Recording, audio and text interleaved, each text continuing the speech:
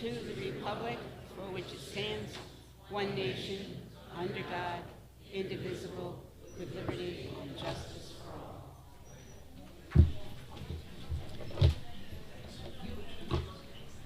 Okay, this evening, folks, you need to not be talking because you need to hear from these people tonight. You're going to hear from...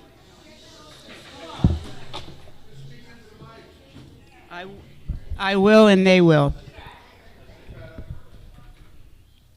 You're going to hear from 6 people who are running for the 3 positions that are vacant, are going to be vacant on the board of directors. We will call them up. They will speak and tell you about themselves. And after that, if you'd like to meet and greet with them, feel free to do so. But for right now, I hope you give them your undivided attention. Louis Esposito, you're up.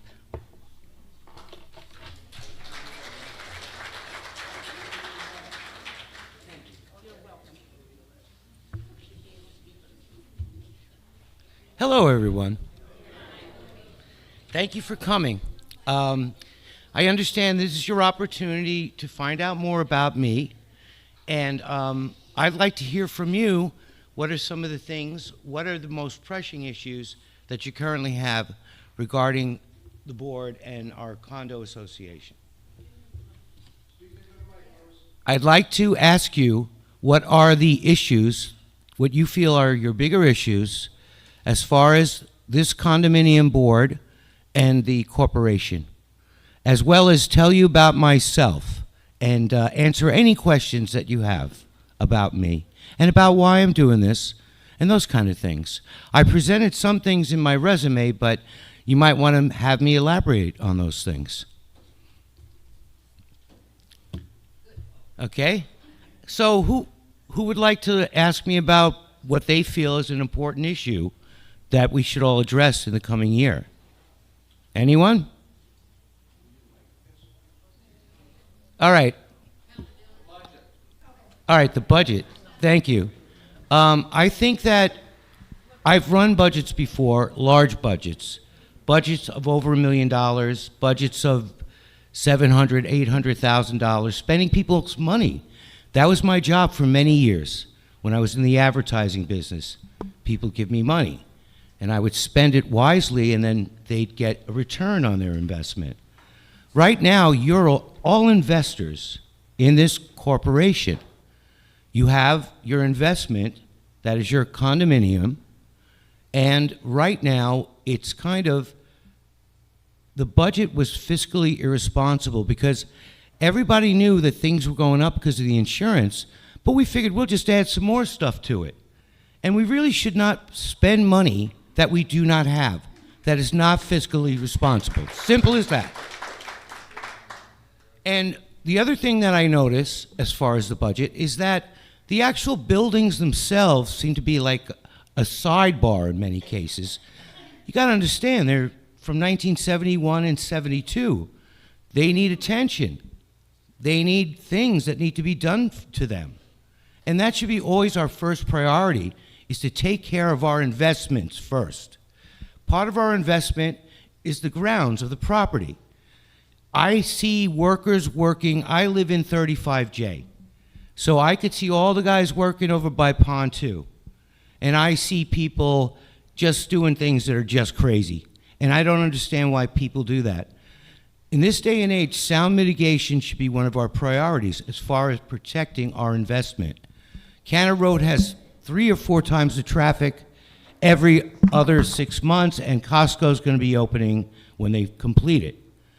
I see people trimming trees that shouldn't be trimmed, that are right along the Canner Highway wall. And that leads to buildings getting more traffic noise. And why trim it if it doesn't need to be trimmed? So there's questions that need to be asked. And the thing is, with the Bright Line and all the choo-choo train noises we're getting, we should have fountains working in all the, by the wall. All the ponds should have working fountains in them. That's sound mitigation for everybody. So that's one of the things we'll look at right off the bat. The other big thing is the HOA fees. This is the big elephant in the room. So I will address it at this moment. August 2021, I moved in on July 29th. This is what my HOA fee was. Move forward.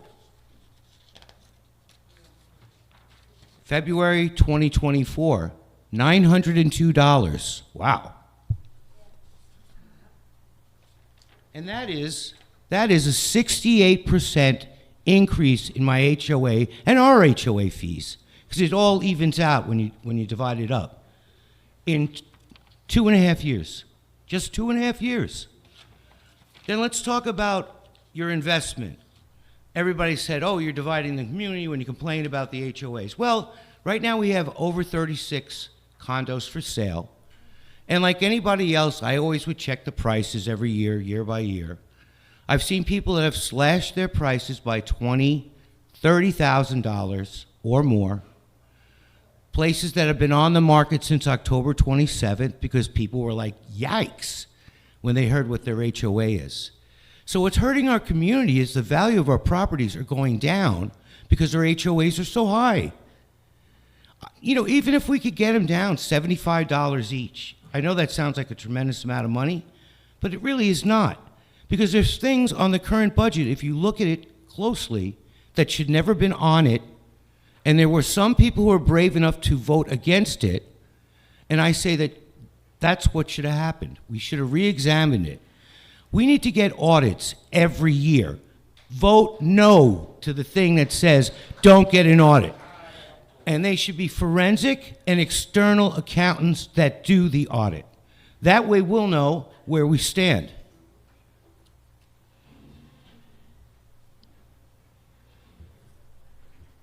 We have to protect all equally. I've heard the term we're all in the same boat all the time, and that's okay, because we are all in the same boat, whether we're year-round or seasonal. This is a big investment in our lives. And I think as a year-round person, I can help protect the investments of the seasonal as well as the investments of the year-rounders. All the hanky-panky takes place in the off-season. All the strange things happen then when you're not here if you're seasonal. Meetings about the budget take place in the off-season when you're not here. I would suggest that we would change our fiscal year so that important meetings about budgets and things like that take place during the season. I think everybody has a right to sit at the table. You just can't pick up the vibe if you do it by FaceTime. It just doesn't work. I know everything's on YouTube, but people can't see the real issues that way. So, in closing, I just want to tell you, I love this place with all my heart. I love you people with all my heart. The only reason I want to do this is because I see the community, people being hurt. I see renters whose rent has gone up $300, nice people I know. A lot of nice people we know are selling because it just doesn't work to have a sometimes condo when it's $300 more than what you were paying a few years ago. It just doesn't make financial sense to a lot of people. And what happens is when we have 36 places for sale, supply and demand dictates that the values will go down. The buyers have a lot of selection to choose from, and they will deem what we could charge them for our condos. So please, when Election Day comes around, please vote for me. I will work for you and I'll protect you, and I'll carry a smile wherever I go. And that's really what I'd like to say.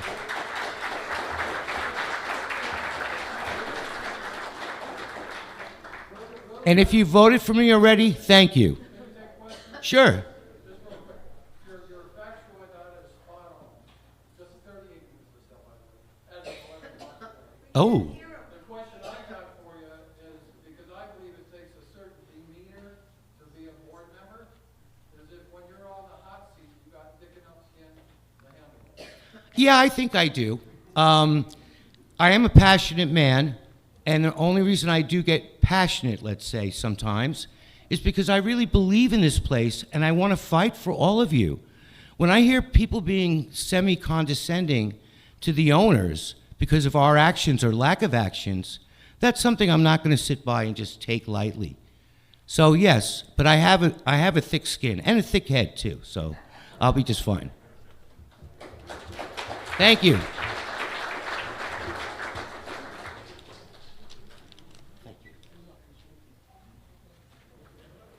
Thank you, Louis. Next up is Patricia Friedman.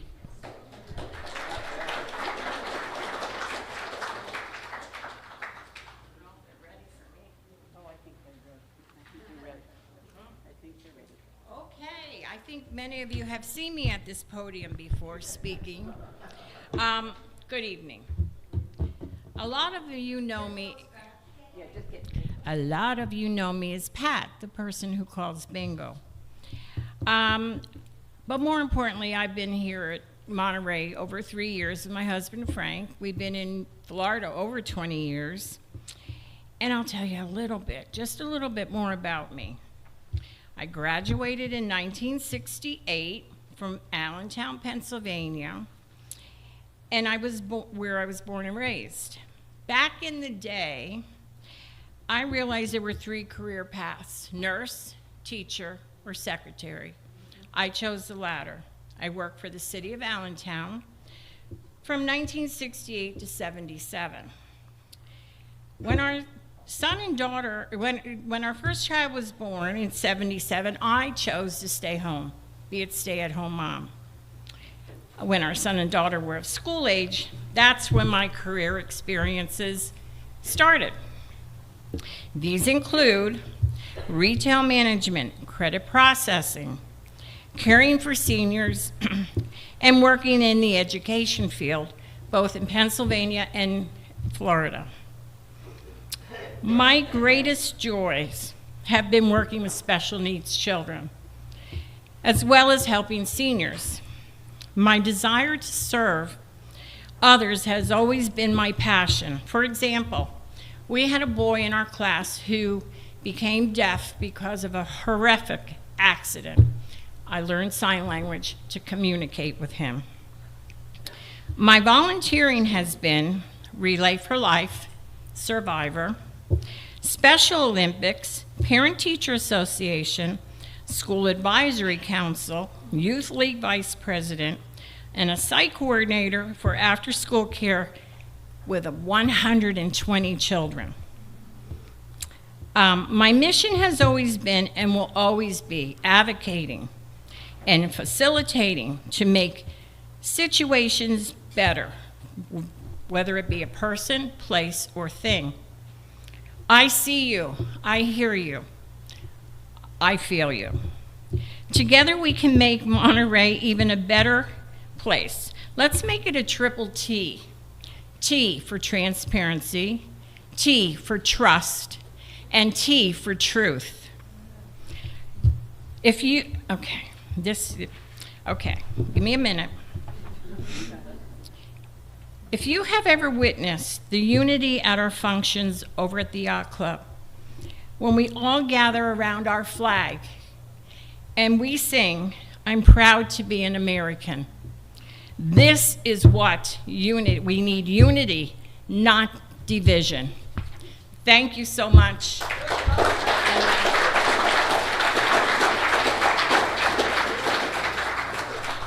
Thank you, Pat. Next up is Dick German.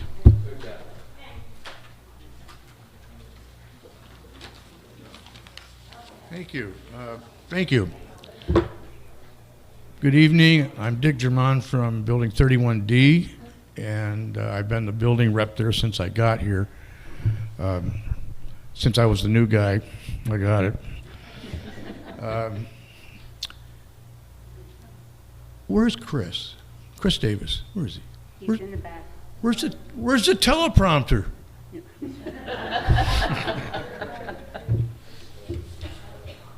Now, please indulge me. I've learned that speaking off the cuff often gets me in real trouble. Don't know how to get off the stage. I lose my place, so I'm reading. Thank you for taking the time to be here and listen, or watch if you're watching on YouTube.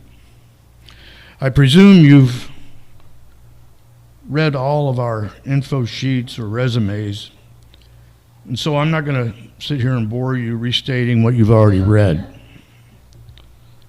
I do want to iterate that I'm fiscally conservative and frugal with my own money, and I intend to approach my duties and tenure with the board of directors, if elected, with the same as my guide. Besides having many lifelong friends living here, the friendliness of the residents and the obvious amenities and attractiveness of the community, the affordability was the final draw for me. However, today we're significantly less affordable than we were just 4 years ago when I first arrived. And I believe it is jeopardizing the well-being of many residents and is certainly a significant reason why so many residents are deciding to sell and move. Restoring affordability is my primary reason for deciding to seek a board position. That said, I've much to learn. How the greater economy, the Florida laws and regulations, our documents and bylaws, and how the work of the committees and the board of directors together impact our costs. Then, where possible, try to mitigate those costs so that we can in turn reduce fees we pay each month. We must stop the bleeding and the increasing costs. I recognize there are costs we've little or no control over. However, I also think we may be able to find spending that we can reduce or eliminate, especially elective spending, things we may want, but don't really need, at least in the short term. While not compromising infrastructure, we need to find balance so that we can sustain the affordability and the attractiveness of this community as best we can. Though I've been torn about bringing up this next item, there is another thing which will indicate what you may expect from me. Some may consider it negative. I hope you do not, as I believe it was a big win for the community. And that something is that it was I, and I alone, who spent about 1.5 years challenging the board of directors to do the right thing by rescinding the capital contribution fee and returning those funds to the 29 or so owners that had to pay it during the 2019-2020 time frame. We each had to pay $1,000 extra to become owners here. A capital contribution fee is not one of the authorized fees that are specifically enumerated in Chapter 718 of the Florida statutes that condominium associations can charge new purchasers. A transfer fee charged when ownership is transferred from one owner to another cannot be more than $100. Had the board not agreed to rescind and refund those monies, the potential liability, I've got to put my glasses on, sorry. The potential liability for the association would only have grown, and exponentially so, as a future legal action would almost certainly include a high rate of interest on the original $1,000 paid, as well as attorney fees. The board of directors and association finally did the right thing. They rescinded the capital contribution requirement and later refunded the amount paid by residents affected. That resolution averted any future legal action by some resident or group of residents with a much higher consequence had the ill-advised policy not been, or had it been continued. You decide if that action on my part was a negative or a positive for the community. I'll let the chips fall where they may. As I noted, the actions on my part, I promise that if I am elected, I'll continue to do the right thing for this exceptional community. And with residents' help, we'll work with the Board of Directors to tone down the rancorous rhetoric and chaos so palpable in the recent workshop and Board of Director meetings, and to work to restore civility and respect for each other that we all expect, whether sitting on the board or a concerned owner-resident. That's it, folks. Thanks for your attention.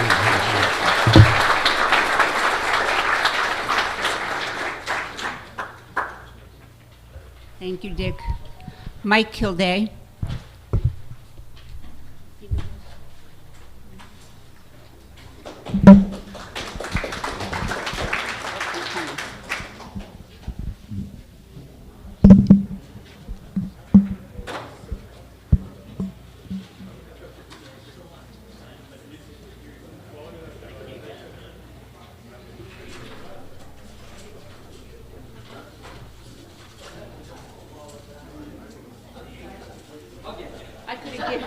I had them before this, but you whipped yourself up here.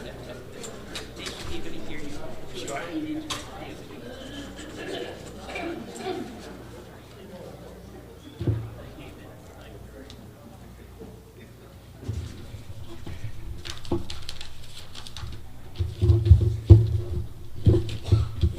Please bear with me. I've never done this before.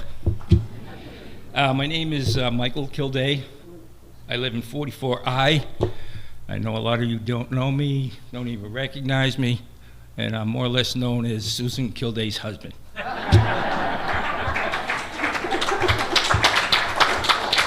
But I will tell you a little bit history. I grew up in Boston, went to Catholic Memorial High School, then attended Northeastern University, and graduated with honors in 1978. From there, I went on to work for U.S. Airways and had a 32-year career there, working as an agent and then being promoted to supervisor and a morning shift manager. And it was there I learned how to work with different people, different nationalities, and I never had an issue, once in a while. But you had your A-type personalities, the jerks, but I was always able to work it out.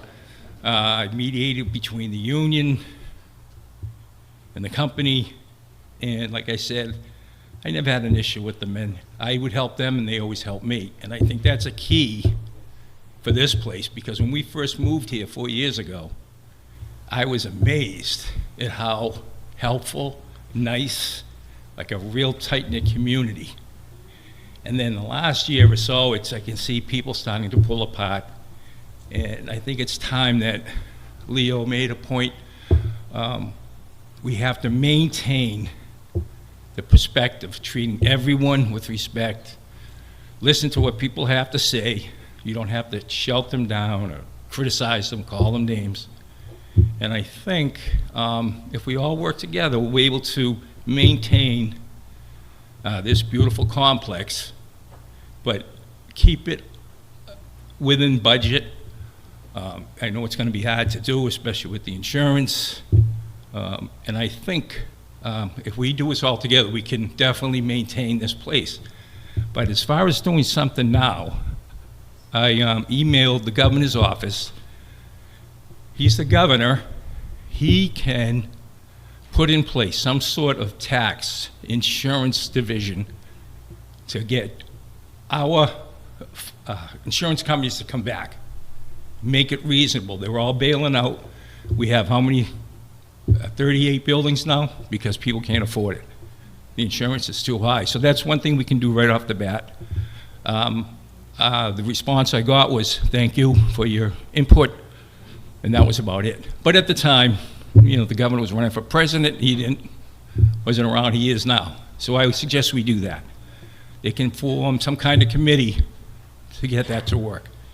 And I would also like to thank all the people here who volunteer. And that was another issue that I was very surprised at. I mean, they have so many, the bocce, for the golf, all the entertainment, the shows. And I really like to thank everybody for volunteering. Without the volunteers, this place would not be anything like it is.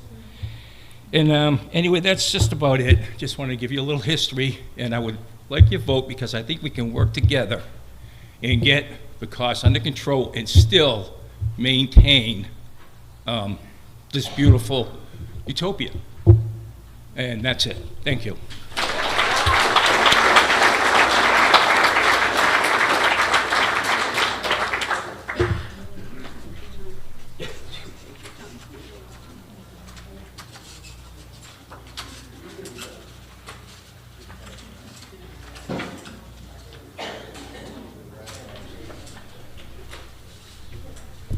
Thanks, Mike. Next would be Kim Smith.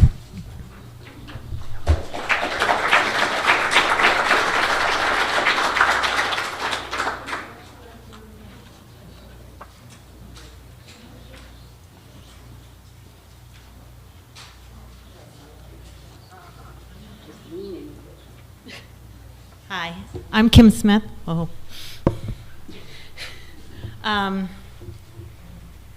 I've been married to my husband, Steve Smith, for the last 38 years. We live in Holly, Michigan, which is just north of Detroit, about an hour, a little bit more. And we are seasonal here. We have 2 children. We bought this condo in January of 2022. And we didn't know anybody that lived here. We were just looking for a place to come and enjoy our winters, maybe do some golfing, maybe meet some new people.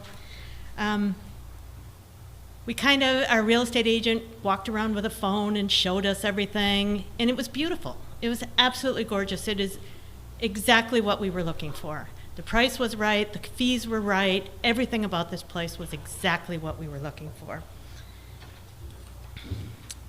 And so we ended up buying it, and we've been here for 3 years now, our 3rd season, and we love it here. A little background on myself. I have a degree in electromechanical engineering from Rochester Institute of Technology. I worked for General Motors in their design organization for 34 years as an engineering manager. I had teams that were in the United States, Canada, and in India. Some were around 40 people that I managed at a time. I did daily operations, ran meetings, worked on major projects, and maintained budgets. I took many leadership classes. I took many classes in conflict resolution, which from what I've seen around here might come in handy. But I built relationships with people with varying backgrounds. Some of my best friends at work happen to be from India, and I still keep in contact with these people. I retired 5 years ago, and at that time I became a membership director for our lake association. We live on a small lake in Michigan. And the membership director, we have to obviously collect dues, have a budget, keep the roles intact. I created a phone directory, worked with a printer to have it all printed. Took me months and months to do this job. I created the website. We had a website, no one was maintaining it, so I took it upon myself to go out and create a website for us. And then we had a email system that was domain-based, and we were paying $200 a year for this crazy email system that someone thought we had to have. What I ended up doing was taking it and changing it all into Gmail, totally free. All I had to do was add everybody's address, and we use it, and it works fantastic. So I'm very fiscally responsible. I'm always trying to save these organizations money because we don't have a lot of money. So it comes down to why did I decide to run for the board of directors? A lot of it is just the Monterey lifestyle, okay? I love this place. I love coming here every year, but the costs have just skyrocketed. When we got the message that the HOA was going to be raised to $900, we looked at selling. We sat around and we had a discussion, and it was like, what are we going to do? For $900 a month, I can go out and buy a house, you know, with what I have in my condo. But we like it here. I like to be able to golf every day. I like to come down and play cards or go to bingo or, you know, I'm all the fun things that there are to do around here, the beach, you know. So it comes down to why actually am I running? Okay, so we decided to stay, but I couldn't just sit back and not do something. So I want to be informed, okay? Since I decided to run for the board, I've done some checking into things. I've looked at the budget. I've had a lot of questions. I've talked to our new management company, trying to figure out how things are run, because I've never lived in a condominium complex before. So I'm trying to understand all these things. So I think by running for the board, I'll get a great idea of exactly how this place runs. And I want to understand where our money is spent. I see things going on around here that I just scratch my head and go, do we really need that?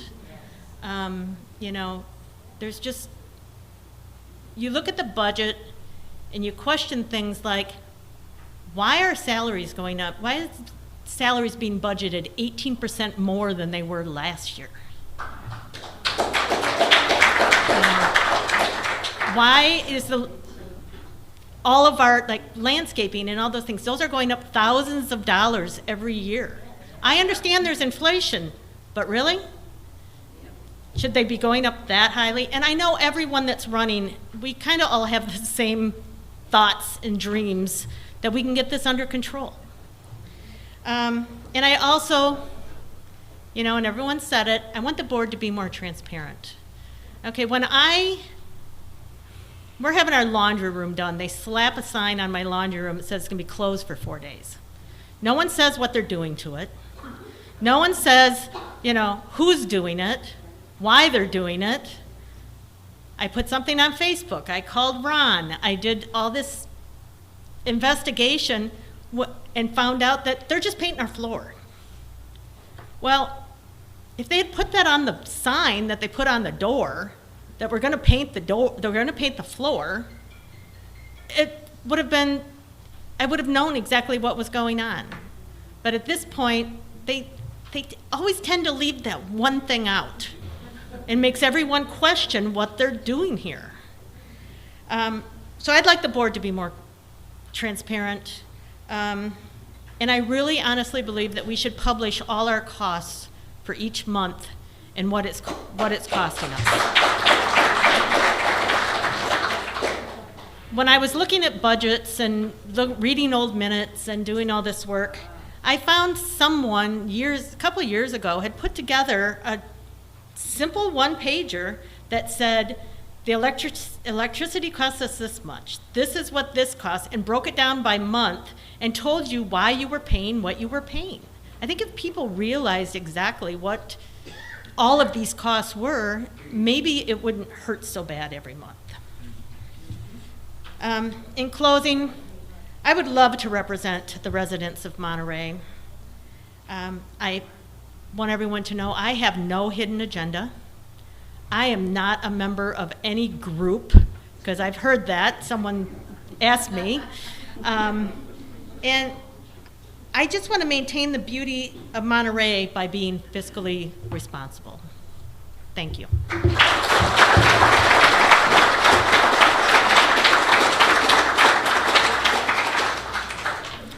Thanks, Kim. Sabrina Stagnita. I know you're there.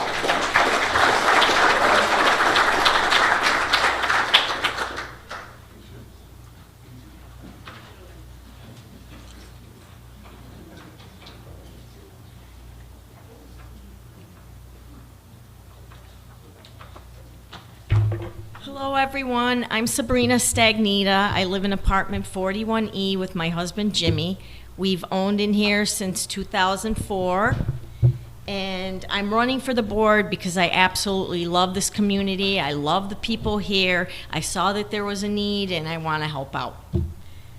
And I do want Monterey to be the best it can be in every possible way. Financially, I like the grounds, everything to be upkept. I just want to see this place to stay the best that it can be.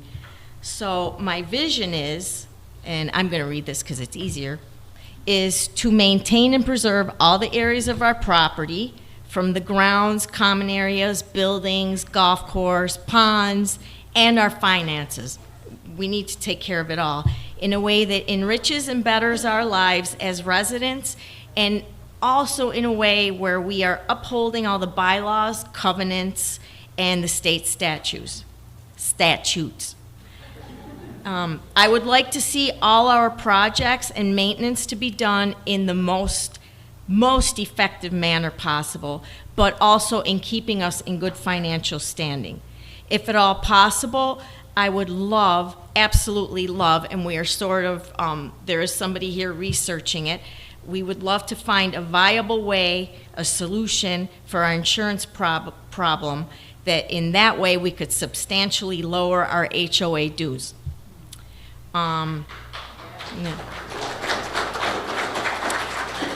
I want to see this community remain vibrant, and I want to keep attracting future buyers. As a board member, I plan to base all my decisions on facts, and I plan on working well with all the board members. I would love for this community to get close and get closer and closer and be all attuned to each other's needs. My education is, I have a Bachelor of Science degree in accounting. I'm a CPA. I've been there for approximately 25 years, and I'm also certified in computer forensics. I've completed I have taken courses towards an MBA, but I never ended up going all the way, and I've taken lots of continuing ed and webinars and different courses. I've been serving the community here for the past 2-3 years. Right at the moment, I chair the Finance Committee. I've been doing that for the past couple of years. As the Finance Committee, we basically manage the savings accounts, and we budget for future maintenance things that need to be done around here. If you didn't have this Finance Committee, you would probably have super high, outrageous special assessments. Because what the Budget Committee does is, or the Finance Committee does, it saves for things that need to be done, like the building repairs and for the roads, paving, for the roofs. If you wait till the last minute, you would be getting special assessed $20,000 or whatever, at some crazy sums. You never know. So that's the purpose of the Finance Committee. I usually plan and conduct monthly meetings, and in the month of April, I present the preliminary reserve budget to the Board of Directors. It's preliminary because we're giving them an idea of what we need for the next year, to go into the next year for spending. Then in October, we finalize it, and then it's presented to the Board of Directors for final approval. I've also been on the Budget Committee for the last 2 years, where we review operating expenses and the reserve requirements. We really do try to go as close as we can, or I think we try to stay very close to what we need to spend, or what we need to put in there to be as close to the spending and not over. We try to cut it close. In the Budget Committee, we calculate the next year's HOA dues. So as part of the committee, one of the years, the year before last, the budget happened to be wrong, and the president of the board and I went in and we corrected and we resubmitted the budget. In addition, the spreadsheet that was being used was overwritten. Somebody went in and put figures on the calculating fields, so that made the whole sheet, everything was like not adding up right and not working right. So we ended up fixing that, putting the formulas back in. Then we tested it, and we ended up password protecting all the fields that were calculating fields. Also in last March, this company, the management company that we had when Chris was here, they changed payroll companies, and because of that, the bookkeeper wasn't able to use any of the in-house spreadsheets. They were not compatible with their new interface. So Chris asked me to help her fix them, so I went in and I fixed them for her, found out what she needed and helped her out, and we tested them and they worked good. I've also been a vote counter for the board of directors when they have their vote counts in March. I did that for 3 years, and last year I was a judge. And I've also helped out on other committees and other functions here and there. I'm now on the Women's Golf League and Bocce League. And so I'm going to give you a real small version of my work experience. I've worked in a CPA firm, which in there I did normal audits, like what we're having right now, the generally accepted accounting principles. Also, my experience is forensic in nature, and actually that's the majority of my experience, which forensic accounting uses accounting and investigative skills. Most of my work was done, and you'd use this to uncover financial crimes. Most of my work in audits was on political kickback schemes, employee embezzlements, thefts, and fraud audits. So that's the majority of my experience, 30 years, that's more what I did. In addition to that, I did computer forensics, where I was analyzing computers, imaging, phones, all that sort of thing. I've coordinated and supervised several large audits with teams of auditors, and that's pretty much it for my work experience. In conclusion, I served in the United States Army for 3 years, and I was mainly stationed in Germany, which I love Germany. I want to say God bless our troops, and I pray that he brings them back safely. And please vote and give me this opportunity to serve you and the Monterey community. I love you guys.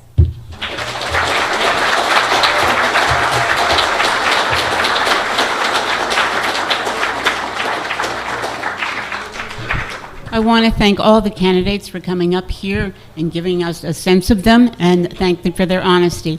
And now someone is flagging me in the background, so Judy Roberts has an important announcement, and then you're free to go meet and greet your candidates.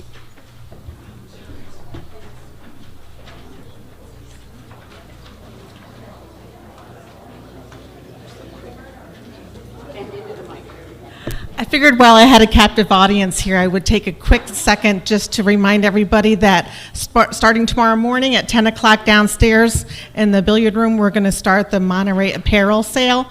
So everybody being so proud to be owners and renters here, don't you want to wear some nice apparel that says Monterey on it?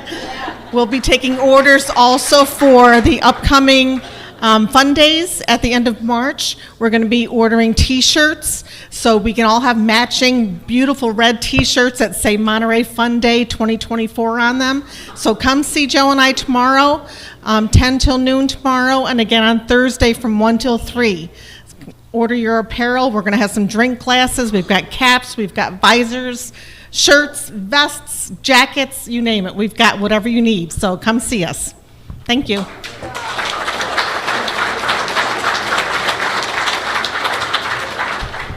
The formal part of the meeting is adjourned. Go meet your candidates. Good. Bocce breakfast.